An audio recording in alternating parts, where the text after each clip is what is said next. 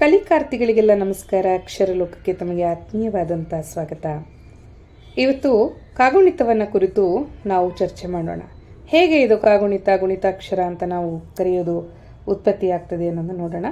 ವ್ಯಂಜನಗಳಿಗೆ ಸ್ವರಗಳು ಸೇರೋದ್ರಿಂದ ಉಂಟಾಗುವಂತಹ ಒಂದು ಅಕ್ಷರಗಳೇ ಗುಣಿತಾಕ್ಷರಗಳು, ಮಿಶ್ರವರ್ಣಗಳೇ ಗುಣಿತಾಕ್ಷರಗಳಾಗಿರುತ್ತೆ. ವ್ಯಂಜನ ಪ್ಲಸ್ ಸ್ವರ ಇಸ್ ಈಕ್ವಲ್ಸ್ ಟು ಗುಣಿತಾಕ್ಷರ. ಉದಾಹರಣೆಗೆ ಕ ಪ್ಲಸ್ ಅ ಕ, ರ ಪ್ಲಸ್ ಇ ರಿ, ಪ ಪ್ಲಸ್ ಉ ಪು, ಈ ಥರ ಅಕ್ಷರಗಳು ಗುಣಿತಾಕ್ಷರ ಆಗಿರುತ್ತೆ. ಇದನ್ನು ಕಾಗುಣಿತ ಅಂತ ಕೂಡ ಕರಿತೀವಿ. ಅದೇ ರೀತಿ ವ್ಯಂಜನಗಳಿಗೆ ವ್ಯಂಜನಗಳು ಸೇರಿ ಆಗುವಂಥ ಅಕ್ಷರಗಳು ಸಂಯುಕ್ತಾಕ್ಷರಗಳಾಗಿರುತ್ತೆ.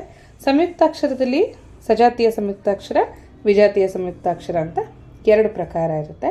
ಒಂದೇ ಜಾತಿಯ ವ್ಯಂಜನಗಳು ಸೇರಿ ಆಗುವ ಅಕ್ಷರ ನಿಮಗೆ ಸಜಾತಿಯದಾದರೆ ಅದಕ್ಕೆ ಉದಾಹರಣೆ ಅಪ್ಪ, ಅವ್ವ, ಅನ್ನ, ಈ ಶಬ್ದಗಳು. ಅದೇ ಬೇರೆ ಬೇರೆ ಜಾತಿಯ ಎರಡು ಅಕ್ಷರಗಳು ಅಥವಾ ಹೆಚ್ಚು ವ್ಯಂಜನಗಳು ಸೇರಿ ಆಗ್ತಕ್ಕಂಥ ಒಂದು ಒತ್ತಕ್ಷರಗಳನ್ನು ನಾವು ವಿಜಾತಿಯ ಸಂಯುಕ್ತಾಕ್ಷರ ಅಂತ ಕರಿತೀವಿ. ಉದಾಹರಣೆ ವಸ್ತ್ರ, ವ ಸಾಗೆ ತಾವತ್ತು ಮತ್ತು ರಾವತ್ತು ಎರಡು ಒತ್ತುಗಳು ಬರುತ್ತೆ. ಸ್ತ್ರೀ ಎಂದ ಕೂಡ ತರ ಒತ್ತಕ್ಷರವಾಗಿ ಬರುತ್ತೆ. ರಾಷ್ಟ್ರ, ಶಗೆ ಟಾವತ್ತು ಮತ್ತು ರ ಶಬ್ದಗಳು ಉದಾಹರಣೆಯಾಗಿ ಒತ್ತಾಗಿ ಬರುತ್ತೆ ಅನ್ನೋದನ್ನ ಇಲ್ಲಿ ವಿಜಾತಿಯ ಸಂಯುಕ್ತಾಕ್ಷರಕ್ಕೆ ನಾವು ಉದಾಹರಣೆ ಮಾಡ್ಕೊಳ್ಬಹುದು. ಪುಸ್ತಕ ಅಂತಕ್ಕಂಥ ಶಬ್ದದಲ್ಲಿ ಸ ಮತ್ತು ತಗಳು ಒಂದು ವಿಜಾತಿಯ ವ್ಯಂಜನಗಳಾಗಿ ಮೂಡಿ ಬಂದಿರತಕ್ಕಂಥದ್ದು. ಅದೇ ರೀತಿ ಸಜಾತಿಯ ಸಂಯುಕ್ತಾಕ್ಷರಗಳಿಗೆ ನಾವು ಹಬ್ಬ ಅಂತ ಹೇಳಿ ಕರೆದ್ರೆ ಹ ಮತ್ತು ಬ ಸೇರತ್ತೆ. ಹ ಪ್ಲಸ್ ಬಾಗೆ ಮತ್ತೆ ಬಾವತ್ತು ಬರೋದ್ರಿಂದ ಅದು ಹಬ್ಬ ಆಗಿ ಪರಿಣಮಿಸುತ್ತೆ. ಈ ರೀತಿಯಾಗಿ ಸ್ವರಗಳು ಮತ್ತು ವ್ಯಂಜನಗಳು ಯಾವುದಾದ್ರೂ ಬರಬಹುದು.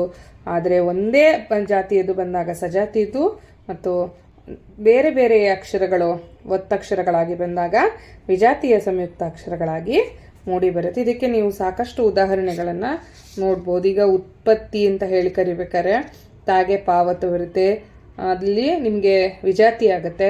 ಅದೇ ಉತ್ಪತ್ತಿ ಅನ್ನುವಾಗ ತ ಒತ್ತೆ ಬರೋದ್ರಿಂದ ಅದು ಸಜಾತಿಯದಾಗಿರುತ್ತೆ, ಉತ್ಪತ್ತಿ. ಅದೇ ರೀತಿ ಸ್ಥಾನಕ್ಕೆ ಅಂತ ಹೇಳಬೇಕಾದ್ರೆ ಸಾಗೆ ನಾವು ಒತ್ತನ್ನು ಕೊಡ್ತೀವಿ, ಸ್ಥಾನ ಆಗತ್ತೆ. ಕಗೆ ನಾವಲ್ಲಿ ಸಜಾತಿಯ ಅಂದರೆ ಕ ಅಕ್ಷರವನ್ನೇ ಒತ್ತಾಗಿ ಬರೀತೀವಿ. ಸೊ ಹೀಗೆ ಹಲವಾರು ಉದಾಹರಣೆಗಳನ್ನು ಕನ್ನಡದಲ್ಲಿ ನಾವು ಕಾಣಲಿಕ್ಕೆ ಸಾಧ್ಯ ಇದೆ. ಈ ಮಾಹಿತಿ ನಿಮ್ಗೆ ಇಷ್ಟ ಆಗಿದ್ದರೆ ಈ ವಿಡಿಯೋವನ್ನು ಸಾಕಷ್ಟು ಜನರಿಗೆ ಶೇರ್ ಮಾಡಿ, ಲೈಕ್ ಮಾಡಿ, ಸಬ್ಸ್ಕ್ರೈಬ್ ಮಾಡಿ, ಮತ್ತಷ್ಟು ಜನರಿಗೆ ಹಂಚಿಕೊಳ್ಳಿ ಅಂತ ಕೇಳ್ಕೊಳ್ತಾ ಇದ್ದೀನಿ. ಧನ್ಯವಾದ.